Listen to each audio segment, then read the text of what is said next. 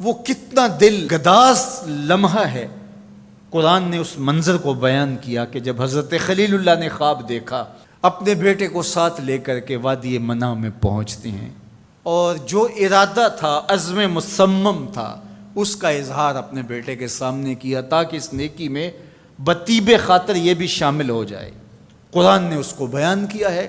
ایسی انوکھی کہانی آپ کو کہیں نہیں ملے گی، ایسی سچی کہانی اور عظیمت کی دل آویز داستاں کہ باپ اور بیٹا دونوں بیٹھ کے گفتگو کر رہے ہیں۔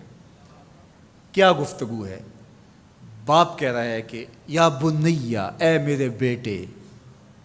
جو اہل زبان ہیں وہ اس کی نزاکت کو اور اس کی لطافت کو سمجھتے ہیں کہ یا بنی نہیں کہا گیا، میرے بیٹے نہیں، یا بنیہ۔ جس طرح ماں لاڈ سے اپنی بیٹی کو بیٹی نہیں کہتی، میری بچڑی کہتی ہے، تو جب وہ بچڑی کہتی ہے تو اس کے اندر گوند گوند کے محبت رکھی ہوئی ہوتی ہے۔ تو یہاں ذرا لفظ دیکھیے، یا بنیہ، اے میرے بیٹے۔ اللہ اکبر۔ اردو کے دامن میں کوئی اتنی وسعت نہیں ہے کہ ان لفظوں کی تعبیر ہو سکے جو شہد ان لفظوں سے ٹپک رہا ہے جو حضرت خلیل اللہ نے اپنے بیٹے کے لیے لفظ استعمال کیے۔ یا بنیہ، اے میرے دل بند، اے میرے جگر کے ٹکڑے، اے میرے فرزند نونہال، میں نے خواب دیکھا ہے، اس خواب میں میں تجھے ذبح کر رہا ہوں۔ یہ خواب آپ یا میں دیکھیں تو ہم تو اپنی بیوی سے بھی اس کو شیئر نہیں کر سکتے، ہمارے رونگٹے کھڑے ہو جاتے ہیں، لیکن بیٹے سے کہہ رہا ہے۔ اور یہ محض خواب کسی تفنن تباہ کے لیے نہیں ہے، یا محض کوئی بات سمجھانے کے لیے نہیں ہے، اس کی تعبیر کی طرف بچے کو لانے کے لیے سنایا جا رہا ہے۔ کہا بیٹا میں نے ایک خواب دیکھا ہے۔ خواب کیا ہے؟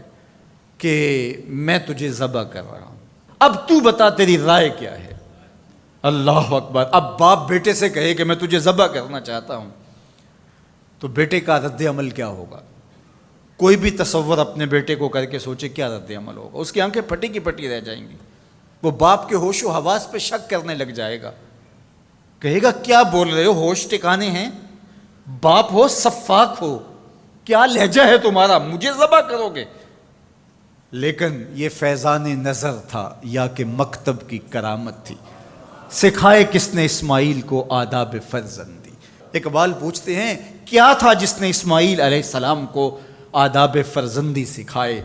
وہ مکتب کی کرامت بھی تھی اور وہ فیضان نظر بھی تھا۔ فیضان نظر باپ کا تھا اور پہلا مکتب ماں تھی۔ سیدہ ہاجرہ نے سکھایا تھا باپ کی بات کیسے مانی جاتی۔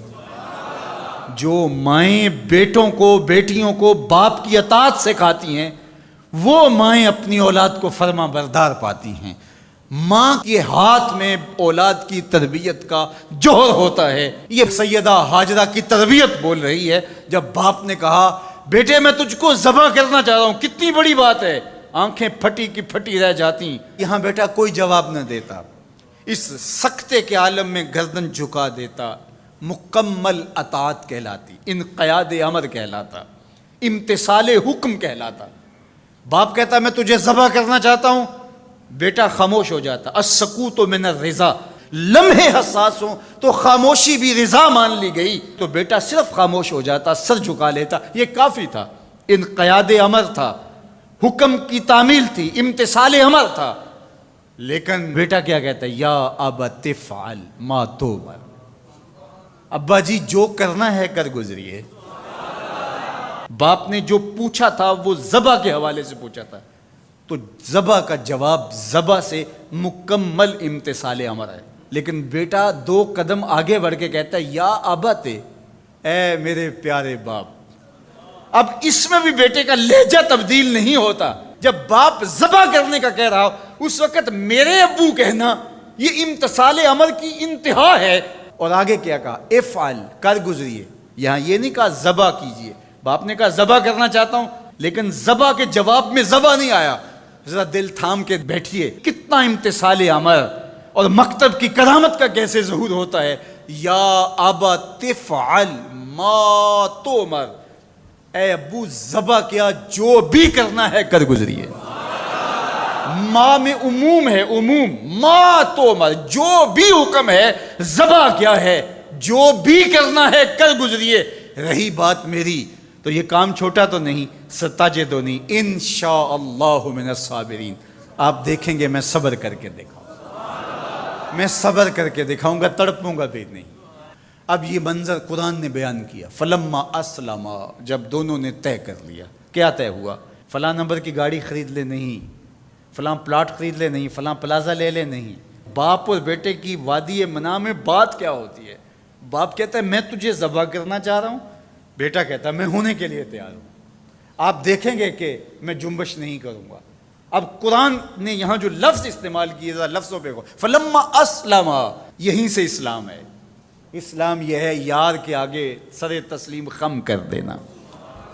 من مانی کا نام اسلام نہیں ہے، اللہ رسول کی اطاعت کا نام ایمان۔ فلما اسلما، جب دونوں نے اس بات کو طے کر لیا، دونوں راضی ہو گئے، باپ ذبح کرنے پہ راضی ہے، بیٹا ذبح ہونے پہ راضی ہے، وَتَلَّهُ لِلْجَبِينِ، اور باپ نے بیٹے کو پیشانی کے بل لٹا لیا، ہاتھ میں چھری پکڑی ہے۔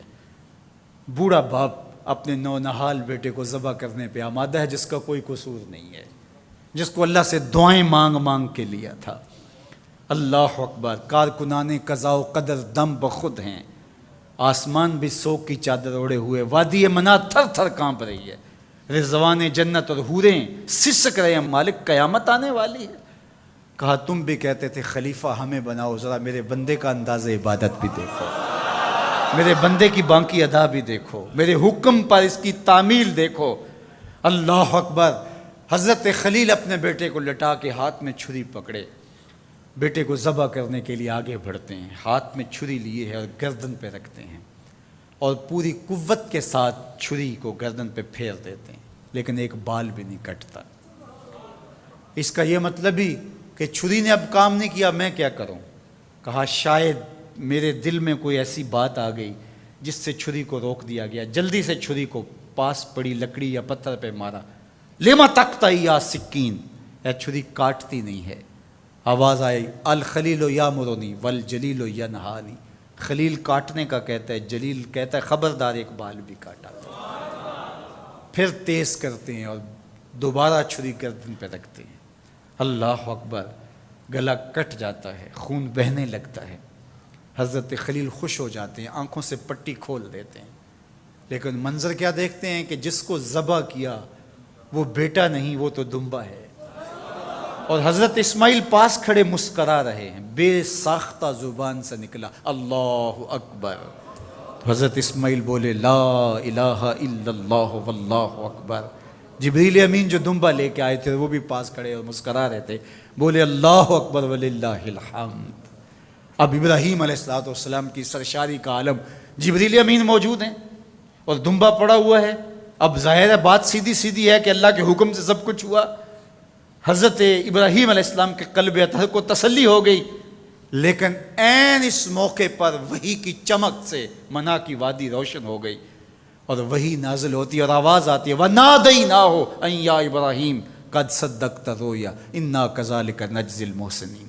عین اس موقع پہ ہم نے بھی آواز دی، ابراہیم بس بس تو نے واقعی خواب پورا کر دکھایا، ہم نے تیری سنت کو قیامت تک باقی رکھا، اور اس تیری نشانی مٹنے نہیں پائے گی۔